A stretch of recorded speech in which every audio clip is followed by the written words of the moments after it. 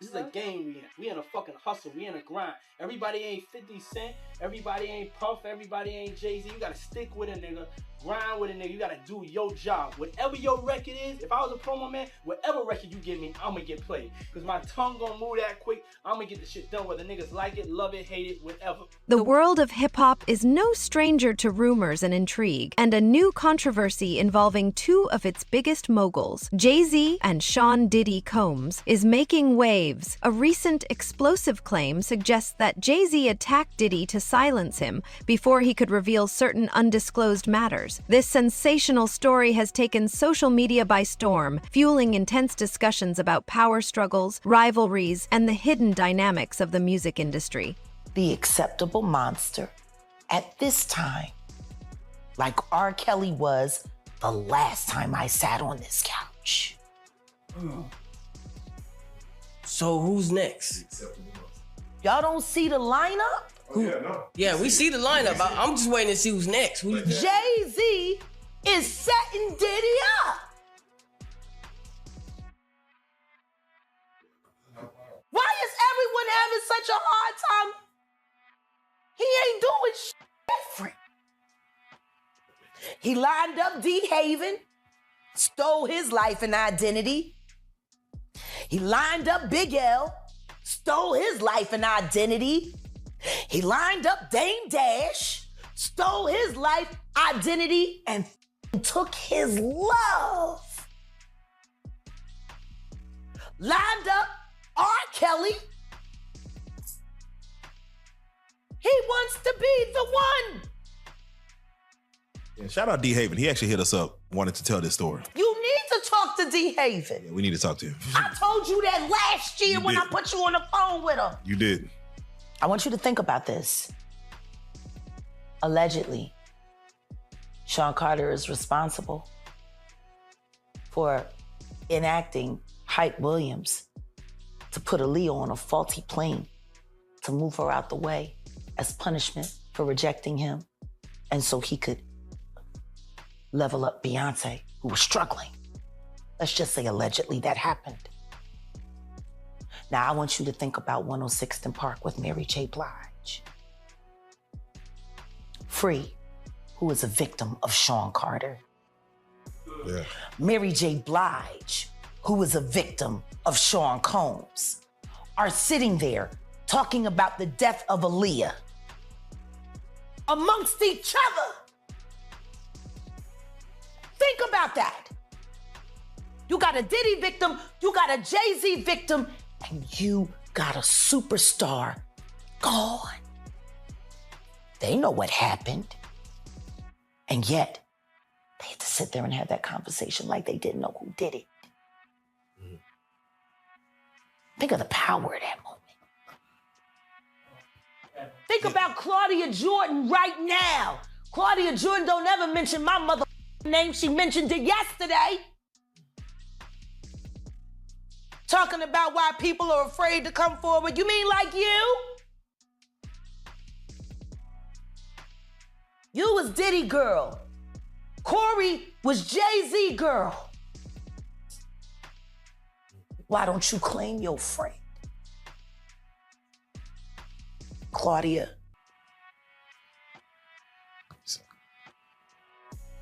So, Jack, when you say... When I say Corey, I'm talking about Kathy White. Oh, yeah. That's what I was about to ask. Jay-Z's pregnant mistress, yeah, who died of an imaginary fucking aneurysm. Just like the woman who was best friends with Kim and Kimura, who wrote the book Bling and died as soon as it made the bestsellers list. The rumor first surfaced on various gossip blogs and social media platforms, quickly gaining traction. Initial reports suggest that Jay-Z allegedly orchestrated an attack on Diddy to prevent him from revealing potentially damaging information. However, the specifics of this supposed information remain unclear, fueling widespread speculation about what might be at stake. Jay-Z and Diddy, two towering figures in hip-hop, share a complex relationship that has evolved over the years. Both rose to prominence in the 1990s, building vast empires in music, fashion, and other lucrative ventures. While they have occasionally collaborated and publicly expressed mutual respect, underlying tensions and competition have also existed between them, an inevitable dynamic among powerful figures in the same industry. Who the fuck was these people supposed to go to? You can't go to the boss because the boss is fucking you. And the boss's boss don't get no fuck. Can't go to the authorities. They're all bought and paid for. You could try to get a special prosecutor, but they'll just pay somebody to reassign him to another case. Where the fuck you go when you get over by the industry? Nowhere. That's where you go nowhere, which is where people like me step in. You right, I go to Diddy parties to walk mother out, cause ain't nobody stopping me when I come. So let me ask you, because I look at Gabriel Union, and when you mention things like Jay-Z's time is coming for him, then I look at Beyonce. And I say that, women do have that country album, and any of you that buy that shit, stupid as shit. You don't give it no trap credit. Music with goddamn a holster and a hat. But she remade Jolene. That bitch. I'm gonna tell you the song she should have remade. It's a hit. It would have done great for her. She should have tried it on. Tammy Wynette. Classic. Stand by your man. Don't act like you don't know that hell. Remake that. Stand by that. That's a real country hit. Jolene, nice. But it has a ring to it. Stand by your man. Yeah. Whoops. And disrespects you with other like Kathy Coriana White. All right, well, let's do it like who was this. actually carrying his baby while you was faking it.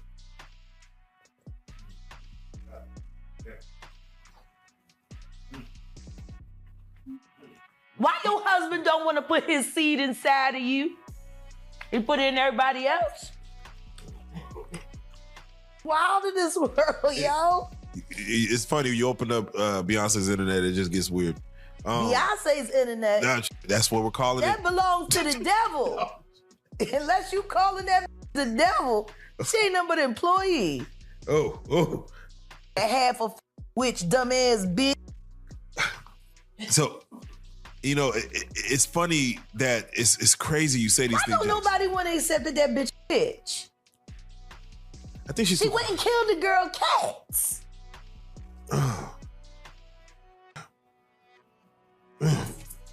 Okay. A girl went to court and charged her with extreme witchcraft.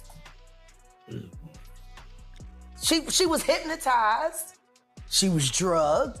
Jay-Z, born Sean Carter, is a rapper, entrepreneur, and producer who has become one of the most successful and influential figures in the music industry. His career took off in the mid-1990s with the release of his debut album, Reasonable Doubt. Since then, he has dropped numerous critically acclaimed albums, won multiple awards, and expanded his empire into various business ventures, including Roc Nation, Tidal, and high-profile partnerships with luxury brands like LVMH. Scene. Diddy Combs, also known as Puff Daddy, is another monumental figure in hip-hop.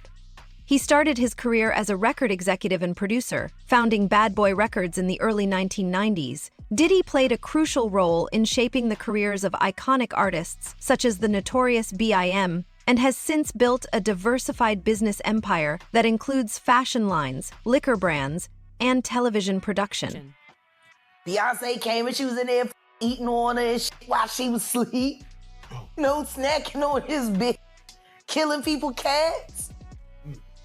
And guess what? They wouldn't give her a restraining order. They just told her to stay away from Beyonce and work for somebody else. Guess what? She's having a hard time finding work too.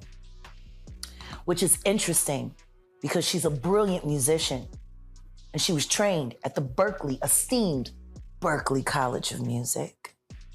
Handpicked by my very good friend, Terry Lynn Carrington, Dr. Terry Lynn Carrington, who put together Beyonce's entire female band, which was Matthew Knowles' idea because he couldn't get Beyonce to stop people. Guess you didn't know your daughter well enough because she just started all the girls. Impulse control issues? I don't know. I'm saying, Sean Carter, you're a piece of shit. Taking Pimp C wasn't bad enough. You just want to go down there and you want to just remove all of the balls from every real gangster in Houston. Why did that house burn up? Who the fuck goes to their childhood house for a visit and the shit goes up in flames? That was very weird. The next day, within a week? And no, the next day. The next day. And still, no real investigation on how the house just went up in flames. Man. I guess they paid y'all off. Like they paid y'all off for that Astro World. So, let me ask you. Texas politics. Yeah, Texas politics, man. It's that right there. We're gonna talk about the episode, but for right now, I just got to get your take on when we see a Killer Mike win 3 Grammys and get arrested immediately after because Jay-Z paid somebody to him up just so he couldn't have a good night. You, Sean. Hey, man.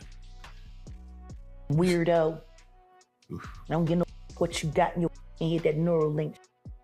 You'll never outthink me. Ever. All I do is frustrate your AI. You can't quantify me. You can't even control your wife. You gonna handle a bitch like me. You can't even control that goofy bitch. You should have did a better job. Maybe she wouldn't have had to lose her mind on Kathy.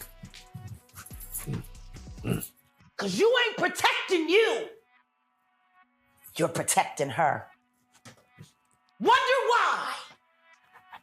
That's a good break. The details surrounding the alleged incident where Jay-Z reportedly jumped Diddy are vague and highly speculative. Some versions of the story suggest a physical confrontation, while others interpret it as a metaphorical move, such as a major business strategy or maneuver meant to undermine Diddy's position. Without concrete evidence or first-hand accounts, the truth remains unclear, feeding the rumor mill and heightening public curiosity. I want to touch on a friend dying, but even before we get there, I got to ask you about 2001, Jay-Z Unplugged. Yeah. The Jaguar Riders there, yeah. Heart of the City. Yeah. It's the 21-year anniversary. It's the 21-year anniversary, and I don't think we've seen nothing like that since. And I know you posted it. We're going to talk about the network, but I know you posted it and put it out there. I want you to touch on either the genius or the insanity of Jay-Z. This man, as far as what he's done since then, is, either preordained, destined, or he had a plan. But it seemed like he geared himself towards it. But you were there to witness it firsthand from what he was back then. I just want you to because, not many people have a firsthand account of what this man is doing and what he's about to do. In 21 years, I have never had anything to say about Mr. Sean Carter other than the fact that we had a pleasant working relationship and he was an excellent businessman. 21 years. 21 years. And after 21 years, what I will say to you is this. The first time I ever saw Jay-Z or even heard him spit a rhyme was at an MC battle, street battle in New York. But he didn't show up as Jay-Z. He didn't show up as the hottest rapper on the street. He showed up as the nigga that was with Big L. Rest For in those peace. of you. Rest in peace, Big L. Rest in peace, Big L. One of That was the sensei. One of the dopest. Yes. Big L was who put Jay-Z on. Without question.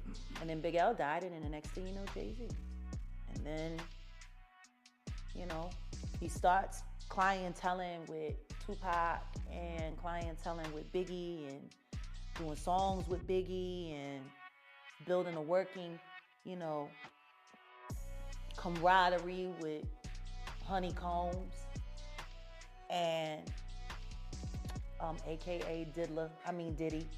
And why do you give him the honeycombs? Why do you give him honeycombs? Because he smacks so sweet.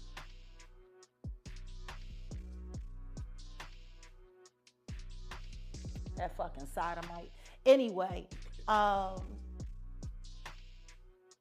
yeah, then, you know, and then Reasonable Doubt was happening, and then Dame's in the picture, and Dame's building Rockefeller, and everybody's talking about Jay-Z. And don't get me wrong, there is nobody who loves. The claim that Jay-Z acted to silence Diddy before he could speak out raises several intriguing questions. What kind of information could Diddy have that would be so damaging? Given the high stakes of the music industry, it could involve financial dealings, personal scandals, or even internal conflicts within the industry. The secrecy surrounding the alleged silencing only adds to the mystery and fuels further speculation. The reaction to the rumor has been swift and varied. Fans of both artists have flooded social media, with some defending their favorite mogul and others enjoying the drama. Media outlets have extensively covered the story, although many have pointed out the lack of concrete evidence and the speculative nature of the claims. The buzz surrounding the rumor highlights the public's ongoing fascination with the personal lives and rivalries of celebrities. Reasonable Doubt more than me. At the time Nobody. No, still. Yes, to this day. Still. Listen to me, I don't give a fuck how I feel about you. For me to have bad feelings about someone and not acknowledge art and its greatness or at its finest is hating. Maybe I don't fuck with you, but them shoes is hot, yo. You know what I'm saying? Like, you gotta be real.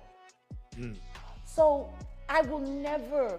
Shit, I was just listening to Watch the Throne earlier this week, and that shit was enraging me. Cause I'm like, y'all motherfuckers was living for this fucking album and was Kanye. And then all of y'all made all of this money on this motherfucking dude, and now all of a sudden, who, him? Like he was good enough when you let him slump Just Blaze's fucking whole career. He was the shit. That's a whole issue in itself. It was worth putting Just Blaze on the line for, because Just Blaze was Rockefeller production until Kanye. Yeah. Who's Just Blaze producing for now? That I don't know. Who is? Yeah, about to say that I don't know. And he was the movement. Where is Just Blaze? Yeah. I mean, he was making Hov's beats. You got Tidal. You're a billionaire. Where the fuck is Just Blaze? That's the question. Why is he's not at least an executive at Rock Nation? He's not at least an executive at Tidal? At least.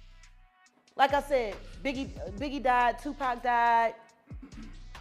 And then there was the fight between who was the top rapper now, Nas and Jay-Z. And then the next thing you know, Nas has a nervous breakdown and he's taken out of the game, and it's all Jay-Z. It's all Jay-Z. It's all Jay-Z. And he was working with R. Kelly, and they were making so many records together. You know, they made all of those records together. They both fucked Aaliyah. They shared so much in common. You know? And then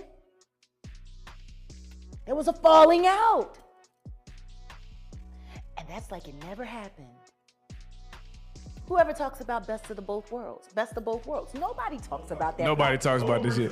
Nobody talks about that project. That nigga swept that smooth under the rug. Why? Yeah, we know why. You know what? I got a better question. Yeah. How valuable is a Biggie Smalls verse? Yeah. Puffy has been making money off of Biggie's name for longer than Biggie was alive. People keep forgetting he hadn't turned 25 yet. He was still 24 when he died. It's been over 25 years. Fucking Puffy has been making money on that boy's name longer than he lived. It supported all of Bad Boy. His catalog. Clearly, a Biggie Smalls verse is very valuable. Am I wrong? Does anybody disagree with me? No, that's facts. Both Jay-Z and Diddy have encountered numerous controversies throughout their storied careers, but this latest rumor could significantly impact their public images and business dealings. For Jay-Z, allegations of using force or intimidation to silence a peer could damage his reputation as a savvy businessman and philanthropist. Meanwhile, for Diddy, the suggestion that he holds damaging information and is being silenced could generate public sympathy, but it might also lead to scrutiny regarding his own transparency and actions. Beyond the immediate impact on the two moguls, this controversy highlights larger issues within the music industry. The idea that influential figures may resort to extreme measures to protect their interests emphasizes the industry's cutthroat nature. It also sheds light on the complex relationships, rivalries, and power struggles that artists and executives navigate in their pursuit of success. So then what the fuck happened to the commission? What happened to that album? Right. It was recorded. It was being mixed and mastered upon Biggie's death. It was supposed to have came out that summer after Biggie's album because Biggie's album was slated. He died a week and a half before his album came out. Then the commission was supposed to come out and that was supposed to be his exit from Bad Boy. And then starting his own company. So tell me something. And this ain't me being an asshole. I think everybody that knows Sean Carter knows that he will slump anyone in any relationship for $1. Look at how he did Dame. Like, I don't give a fuck if you wanted to get away from your homie, if you wanted to get away from your partner, but to do it the way he did it, it's malicious. But maybe that was because he was fucking the girl that didn't want you. Oh. Let the church say amen? I don't know. Maybe that's why. Maybe that's why you moved his ass around and out of Rockefeller so tough and then just moved right over to Def Jam. By the way, wasn't this all around the time when Aaliyah died? Yeah. And Beyonce's solo career was struggling? Jam on your horn now, that fucking bullshit ass record. From the Austin Powers shit, it was some of the worst shit ever. They were having a hard time taking her solo. And then Aaliyah died. And then they brought Rich Harrison in, and your love got me thinking so crazy right now. She liked posing with him in pictures for Page 6. Aaliyah didn't. She fell in love with Dame. And Aaliyah's gone, and you know. You have to start asking yourself questions after being in this business for this long.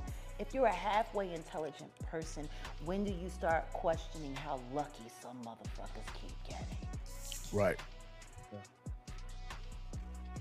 Is it really a conspiracy if the same person keeps benefiting off the same kind of tragedy over and over and over again? So to answer your question, I'm sure he's always going to be a billionaire, and I'm sure he's got great things to happen. I mean, look, he's got the job with the NFL. He's hooking all his friends up with the halftime shows. I mean, think about it. Think about the halftime shows. Jennifer Lopez, Shakira, all Rock Nation.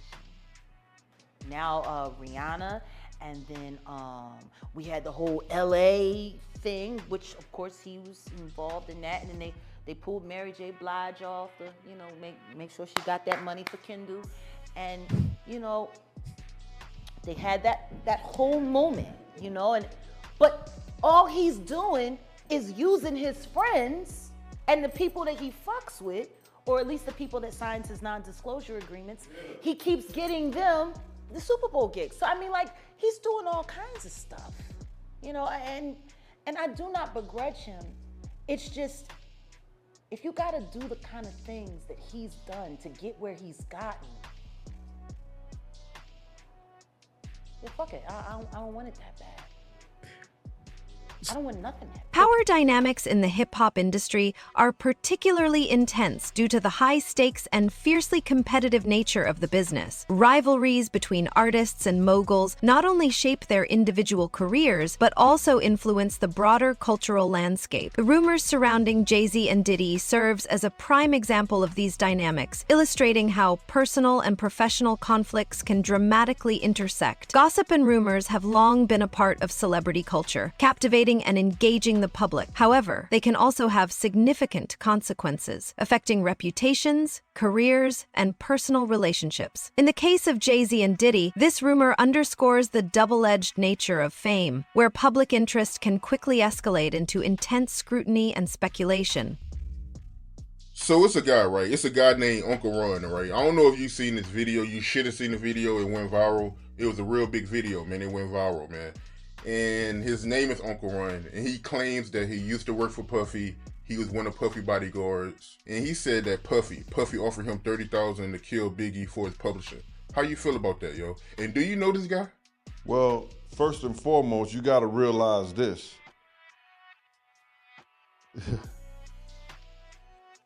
Anybody can come on this internet and say anything, right?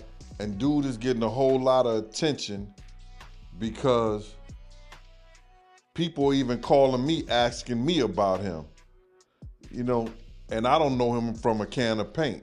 He even mentioned my name, saying that I know what I know. I don't know what he knows, but I do know this, that it's only 3 people that had contracts with Puff and Bad Boy.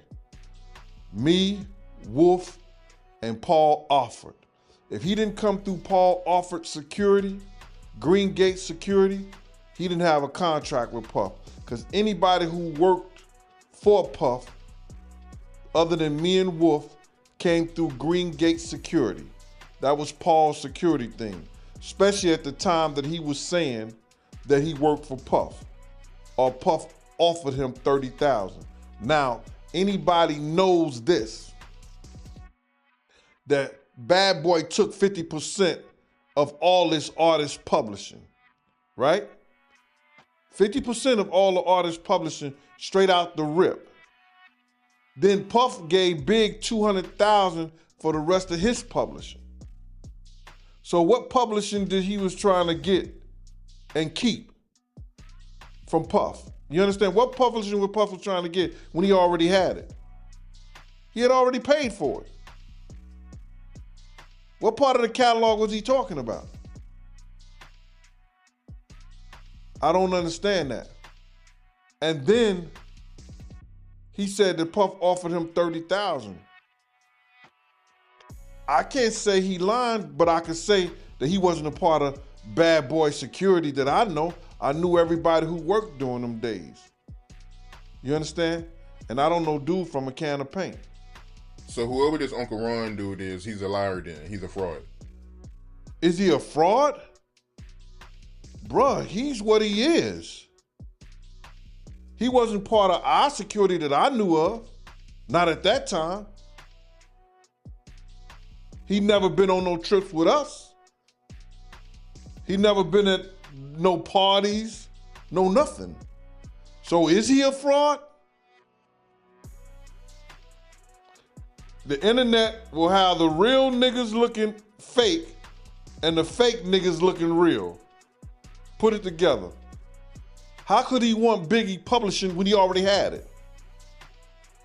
That's where he fucked up at. That's where he fucked up at. How you want something that you already own? Yeah, you right. You right. I know I am. That's where he fucked up at. Bad Boy owns 50% of the shit already as an artist. They got 100%. Bad Boy takes 50% right off the top. Then he gave Big $200,000 for the rest of his publishing. So now the other stuff goes to the producers or whatever of the music. So what is he talking about?